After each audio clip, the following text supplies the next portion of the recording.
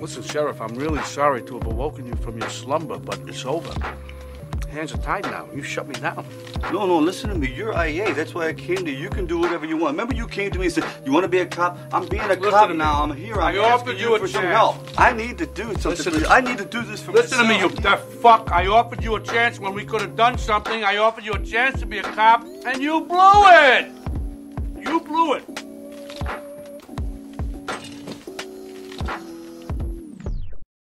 Welcome back to our San Diego podcast. This is Drop the Mic, and I am your host, The Swan. Once again, this week we welcome back local contrarian and returning guest, Mr. CJ Stevenson. What's up, man? How are you? Good, you? Good. Hanging in there, you know what I mean? Obviously. Yeah, I feel you. Yeah. Thanks for jumping back on the show. Very excited to talk about this specific movie with you this evening, and it should be a pretty fun time. Yeah, it should be. Do you have what do you got going on? Anything cool happening in your life that we don't know about, maybe?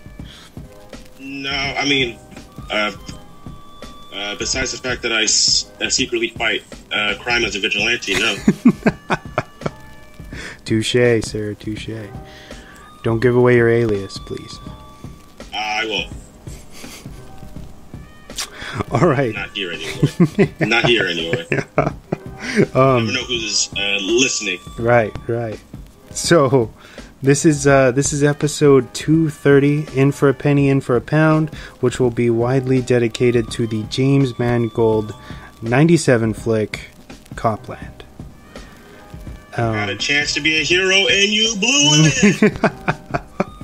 Oh man, De Niro. So good. So before we get into the meat of the film and discussing what we loved and maybe didn't love, let's warm up with some pop culture news, shall we? Sure. And now for a special news report.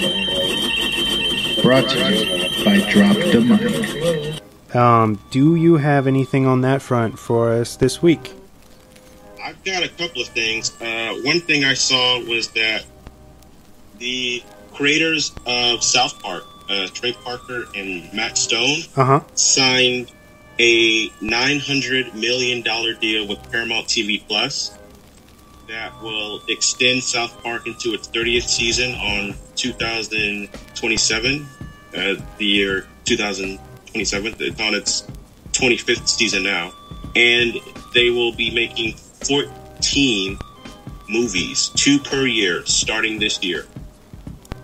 Also, and they're South Park movies, straight up. Yeah, South Park movies, straight up. And I guess the show, the movies are exclusively to the streaming service. I'm not sure about the show. I think the show is going to be on Comedy Central still, since it's owned by Paramount. Okay. But yeah, $900 million. That's insane. Wow. That's insane. That's almost $1 billion that they're just going to give them. Does anybody watch South Park anymore? Like, do you know people who still watch South Park? I do, and I still watch it. Yeah. Okay. Yeah. You don't? Okay. No, not really. I'm not that. I was never a South Park guy in high school. I was usually Family Guy. Okay. And my school, you had the Family Guy kids, and you had the South Park kids, and you had the Futurama kids, and I was a Family Guy and Futurama kid. You were the latter. Got it. Yeah. Yes. Yeah. And then also, I don't know if you have this or not, but Scarlett Johansson is going to sue the mouse. Yeah, I heard about that. A lot of money. That's crazy. So for the listeners who don't know, apparently what happened is she signed a contract with Disney. This was before the pandemic happened, and she got paid, I believe, the company said she got paid $20 million up front, and then she was going to get a back end of how much the film grossed with the box office. Unfortunately, the pandemic happened, and they had to push pushed the release date back like 4 times, and then they just decided to do the Disney premiere thing in the theaters thing. Well, since they did since they decided to also drop the movie on the streaming service, Scarlett Johansson is claiming that she is out like $10 million, and she wants her money. Disney said that the contract did not explicitly say something regarding to the Disney premiere thing, because that was a thing that they had done prior to the pandemic. But Scarlett Johansson is claiming that they are still in breach of her contract. So. And then after she did it, Emma Stone, who starred in Cruella, is also thinking about doing it, and so is Emily Blunt, who was in Jungle Cruise. So, there are 3 major stars in Hollywood that might be suing. Well, my question about Emma Stone, if she goes ahead and does that, will that terminate her chances of getting the Cruella 2? I don't know, because they announced it. That's a good question. They announced it right after the movie came out that they were going to make a sequel. And from what I heard, I haven't seen the movie, but from what I heard, they set up a sequel that would essentially be the actual 101 Dalmatians. So I don't know. That's a good question. Maybe they might recast her. Yeah. But I don't know. You don't recast her, right? She's too big of a star. It's yeah.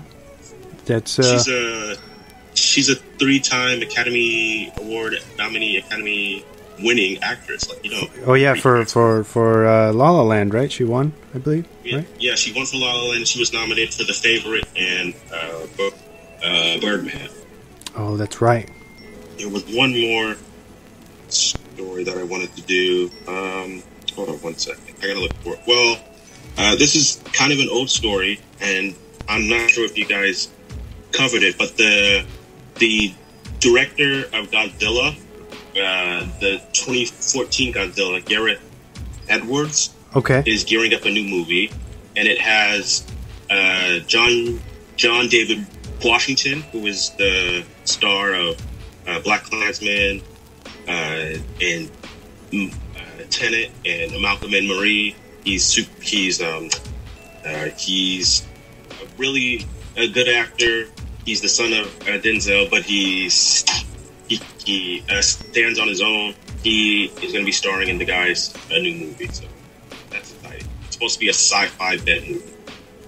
Awesome. If I'm correct, that's the director who did that indie film Monsters, right? Monsters, yes, which is pretty great. Yeah, that guy has a visual style that I really dig. So. Yeah, I love his stuff in the 2014 Godzilla. I think it's one of the best directed blockbuster movies of that decade. And then one more story: Michael B. Jordan, who has been long rumored to play a new Superman. He's gonna star in a Superman TV show for the streaming service HBO Max. Okay, all right. So that should be interesting. I'm a big fan of Michael B. Jordan. I've got all my stock in him, so I'm excited.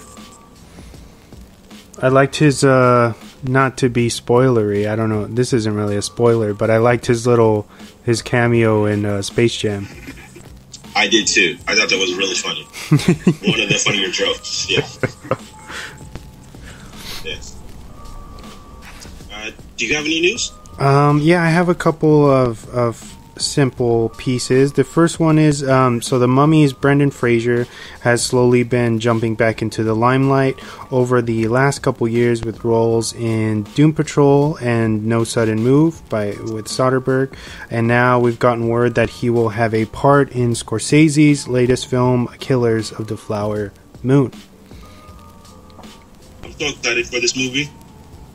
Yeah. I'm so especially following The Irishman. which I love. You did like The Irishman? I love The Irishman. It was, if not my favorite, my second or third favorite film of 2019. Okay. I love The Irishman. It sucks that Scorsese's got to jump from streaming service to streaming service to get his films made, but that's just the current landscape that we're in.